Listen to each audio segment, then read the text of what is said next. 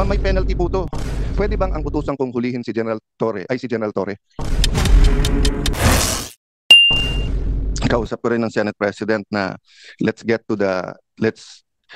check the facts, apply the issues, wag mo nang banat ng banat kasi nga baka hindi natin nakita yung buong video.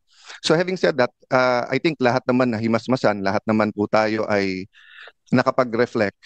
So I was reflecting on, and ma'am, pwede ba after this just to show a short video ni General Torre? Kasi ito ma'am, Republic Act number 7438, an act defining certain rights of a person arrested, detained, or under custodial investigation, as well as the duties of the arresting, detaining, and investigating officers, and providing penalties for the violation thereof. May I also, akin to court na pagkawala po o hindi pinayagan yung ebidensyang i-offer, dito i-proffer. No? So wala sila, pero hindi ibig sabihin hindi ko pwedeng ilagay sa record yung tanong at baka sa media nila sagutin, baka dito later on. Ang linaw po kasi dito, nakalagay po dito, I'll leave just this one line lang para lang hindi mabitin yung train of thought. No? Nakalagay kasi dito, any person arrested or detained under custodial investigation shall be allowed visits by conferences or any member of his immediate family or any medical doctor or priest or religious minister chosen by him or by any member of his immediate family or by his counsel. Okay, hindi ko nahabaan kasi nga ma'am, I'll follow your advice. Ma'am, may penalty po to. Ang penalty nito, any person who obstructs, prevents, or prohibits any lawyer, any member of the immediate family or person arrested, detained, or under custodial investigation, or any medical doctor or priest or minister by his counsel from visiting and conferring privately chosen by him or by any member of his immediate family with him, or from examining and treating him. Ma'am, by his choice at any time, I'll go back to the title at saka dun sa nakalagay. Nakalagay dito, hindi lang custodial investigation basta arrest or detain. So he was arrested and detained. So even if magdebate tayo na custodial investigation ba yun o hindi, no? So ma'am, ang ano po dito, ang penalty is imprisonment of not less than 4 years nor more than 6 years and a fine of 4,000 pesos. So ang question ko, meron na bang report dito sa arrest at kinasuhan ba si General Torre? Last question, ma'am. Tuwing magpapa-aresto lately, parang ang pinaka-effective si General Torre, di ba? So nung pina-aresto si Pastor Kibuloy, grabe yung mga nangyari at ginawa, di ba? Nung pina-aresto po si President Duterte, yun naman pinag-uusapan natin, nakita naman natin.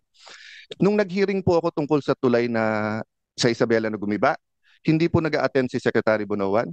Sinabi ko lang, kailangan ko pa bang i-designate si General Torre para kunin si Secretary? The next time, nag-attend na siya.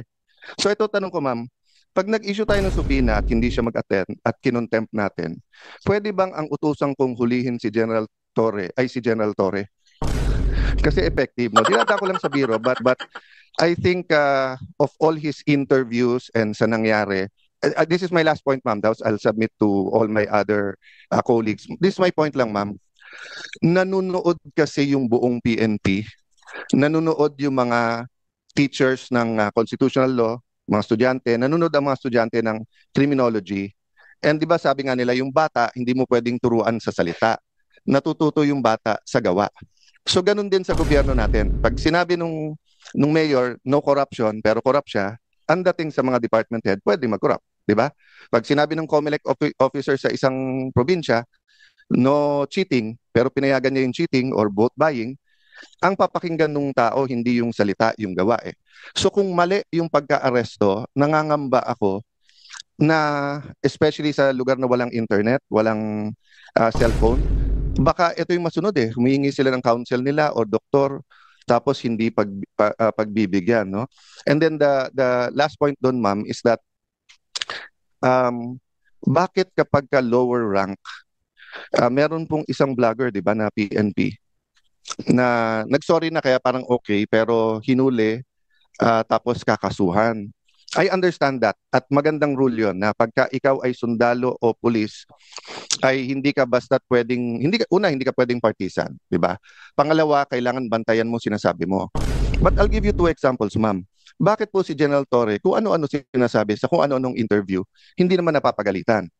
So ang dating po sa lower rank, bawal partisan kung kalaban. Kung kakampi yung sinabi mo, pwede. I'll go to a non-partisan issue. And I respect this person very much. I think he's one of the best chief of staff, personal friend, etc. Kaya lang, as a former secretary of the DFA, I have to mention this, no? When the AFP chief of staff said, prepare kasi madadamay tayo kapag ka-invade yung Taiwan, tayo po ay may one China policy. Ano po ang magiging reaction natin nung sa Marawi siege kung sinabi ng China, prepare kasi pag sinugod nila yung Marawi kapag nilabanan nila yung secession sa Mindanao, mai-involve tayo. Magre-react din yung foreign affairs natin, hindi ba? Kasi nga may one China policy tayo. Don't get me wrong, ha? Ayaw natin ng gulo sa Taiwan. Nakikisimpekto tayo sa democracy ng Taiwan. We want them to coexist with mainland China. But having said that, we have to be sensitive. So the right person to speak is either the DFA or the presidential spokesperson, hindi po sundalo or police, no? So I'll stop there, ma'am, pero sana nga consistent tayo para hindi nalilito yung mga kawani ng gobyerno kung ano talaga ang tama at ano yung mali. Thank you, Madam Chair.